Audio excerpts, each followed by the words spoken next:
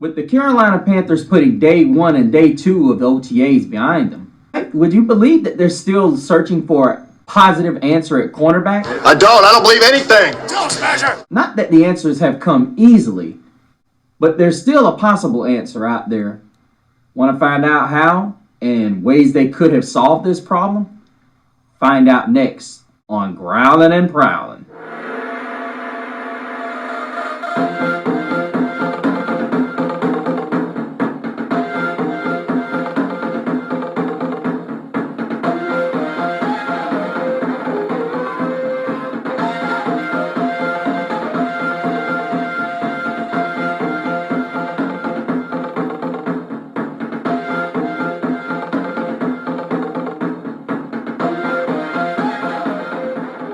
Welcome back, you guys. Thank you so much for joining us.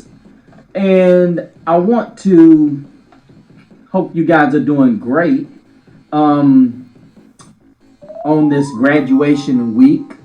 I have a special family member, and I will be absent for a couple of days. I've been absent for about a week now, but I've been in preparation for graduation. I have a family member that is about to graduate, you guys. It's a wonderful time. So I want to give a shout out to all you graduees, whether it's little school, high school, or college or grad school. And especially our college athletes. They give it their all to entertain us, and even the pro athletes that have went back to school. It's always a positive thing to go and get your education. So congratulations to you all. Well, let us get into it. As you guys know, OTA started. But before we get into the show, gotta do a little bit of, I don't want to call it laundry, but gotta do a little bit of housekeeping. I've got to give some love to you guys because this is really awesome. You guys are showing up and showing out. If I miss you guys, please let me know because I'm not getting the notifications the way I should. Philip, thank you for subscribing, my friend. And I will keep bringing this content. And I'm also here to answer a few questions.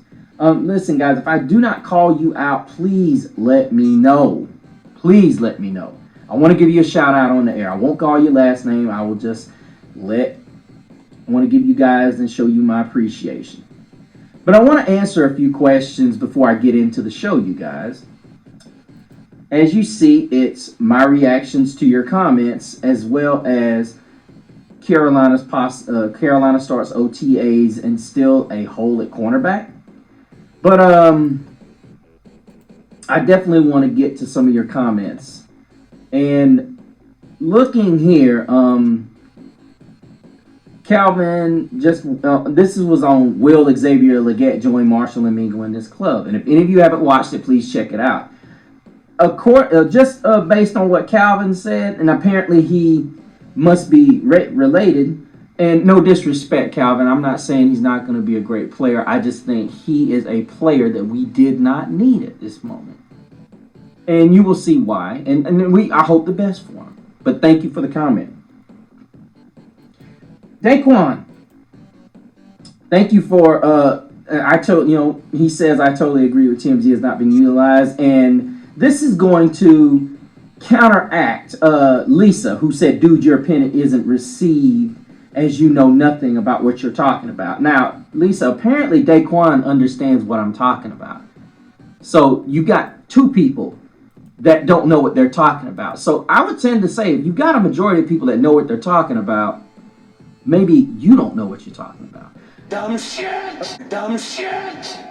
But back to Daquan's comment, we should not have drafted Mingo last year because and that's true. Well, I agree he's better, but not by much. I do agree that we did need Mingo in a sense that we needed a more physical guy. We needed we didn't have any physical guys on the roster.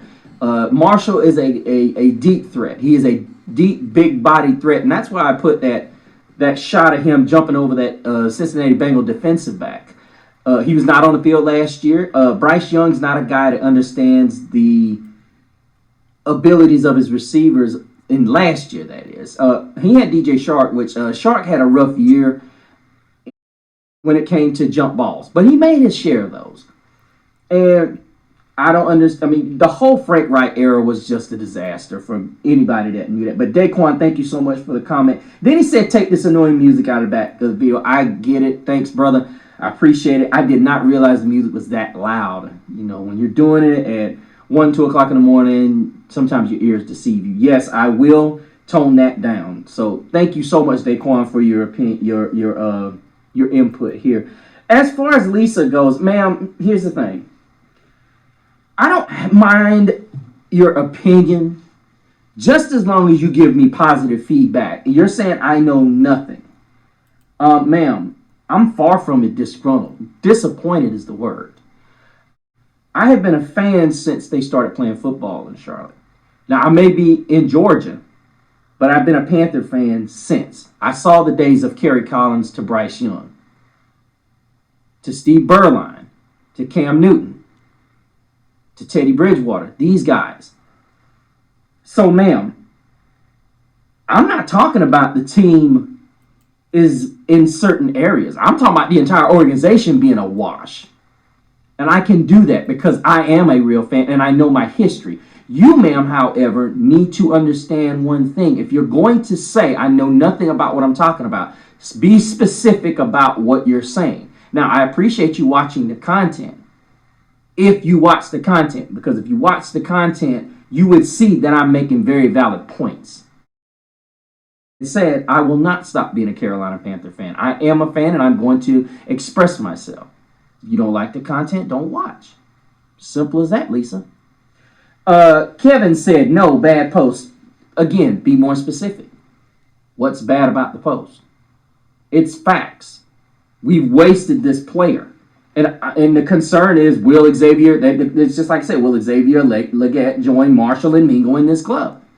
And if any of you understand the context of it, Marshall has not had any, does not deserve any blame for where he's at. Mingo most certainly does not deserve any of the blame where he's at because he's only in year 1. So if you don't have an understanding of what we're discussing here, please, by all means, don't speak. Some things are better left unsaid. But thank you for the comments anyway. Keep them coming. In the muff, Canellis is the reason for Brooks wants a more versatile guy. Look at what he did with Rachaad White. Okay, but I gotta ask the question. Great comment. I gotta ask though. You've already got 3 guys. Well, actually, you've got 4, with one suspectingly about to be on the outs. And they've already said a running back by committee. Doesn't look like you need a guy more versatile. You could get that in free agency and just use him as a third down back. You've already got 3 guys eating this back room, and you're saying all 3 of these guys are going to eat. Now, I get it. He's possibly not going to be ready for this season. Possibly. I'm not saying he's not. I'm not saying he's not going to be ready. My biggest problem is with this selection. Is you could have used that extra pick that you traded for. And no disrespect to Shaw Smith-Wade, who they got in the 5th round, but you could have traded up before the Ravens snagged TJ Tampa, who is going to be the crown jewel of this draft. You want to know why? Because this guy had 1st-round grades on some people's boards, and he had 2nd-round grades on some people's boards. Now, here's the reason why I was reading that this guy was sliding down a lot of people's boards was because of his speed. It is recovery speed, excuse me. Now, here's the thing. When you blitz a lot, this is the reality. When you blitz a lot, and this is a strength that TJ Tampa has, he's very good at jamming receivers. And I said that to say this because right now, we are struggling to find adequate depth in the secondary, or what I like to call on the field, experienced, good quality depth. Now, I'm not saying TJ Tampa is experienced, but at some point, your second corner cannot be the weakest link. To me, Troy Hill is a solid slot guy. Now, am I saying Dane Jackson's a scrub? Absolutely not. I am not saying Dane Jackson is a scrub. I'm not. But there are questions with him. There are huge questions with him. And that's the thing, guys. You got to remember, he's a 7th-round pick coming out of Buffalo. 7th. And TJ Tampa was arguably a 1st-round guy. Now, I'm not saying he's a scrub. I'm not saying that. There's a lot of people that are going to say, oh, you're saying he's a scrub. He's a guy that played in 15 games last season. And he's never been a guy that is going to light it up in the stat column. But he just does not scare you as a guy on that opposite side of J.C. Horn. You already know what J.C. Horn brings to the table. But where I'm going with this, you guys, is I am very, very disappointed in where we went in this draft. That is why I have such a problem with Brooks being picked as high as he was. We should have stayed put, kept that extra pick that we had, up gaining this TJ Tampa move. Because in my opinion, we could have gave up extra pick next year, maybe a 5th for the extra fifth that we had. And the 4th round and took TJ Tampa. And we still could have got Jadavian Sanders. That was the biggest reason why I had a problem with Jadavian Sanders being selected. Yeah, he's still based on his skill set. But then let's look at why I also had a huge issue with the drafting of Trevin Wallace. Trevin Wallace was not a guy that was projected to be a 3rd-round pick. This was a guy that was a low-end 3rd, high 4th. And you took him with your 3rd pick. Not smart, in my opinion. Not smart at all. The thing is, you understood going in that I'm not even going to say receiver. I thought receiver was just a reach. A reach when it came to what we needed. I thought tight end, not even tight end. I thought cornerback was a huge need. I would even go as far as saying that you could say wide receiver was a need, but to me, corner and wide receiver were your 2 biggest needs. You could argue the linebacker position was not a bad choice, but you could have solved the running back position in the room. You could have solved that in free agency. And how many times have you heard me say Deontay Foreman? Deontay Foreman is that guy. Why didn't we sign him? I mean, we let him walk last year. And then here he is, free agent again. There's your answer right there instead of taking the 2nd pick. And furthermore, and I know what people are going to say, Dave Canellis on the versatility. Versatility doesn't do you a bit of good if you got 3 backs already. And you got him on the field on what? 1st and 3rd down, maybe? 1st and 3rd down. And Chuba Hubbard coming into his final year and probably going to be making huge strides. And then you sign Rashad Penny, who, in my opinion, he's a decent enough back, but he just cannot stay on the field. I don't understand why Deontay Foreman was not called up. But the whole thing with the TJ Tampa deal is you let a team that it was almost like the Xavier Worthy thing. You let the one team get this guy that he's going to be a star for the next 8-9 years. The Baltimore Ravens. In a blitz schemed defense. In a blitz scheme defense, all you need is 3 seconds. And TJ Tampa does a phenomenal job jamming guys at the line of scrimmage. A great job. Now, his tackling skills come into play, and his closing speed comes into play. But the one thing I can honestly say is when you get a guy that is physical, and he can keep a hand on a guy and play, he's going to get over in that Ravens organization. He's going to be a terror. The same terror that we should have had on our squad.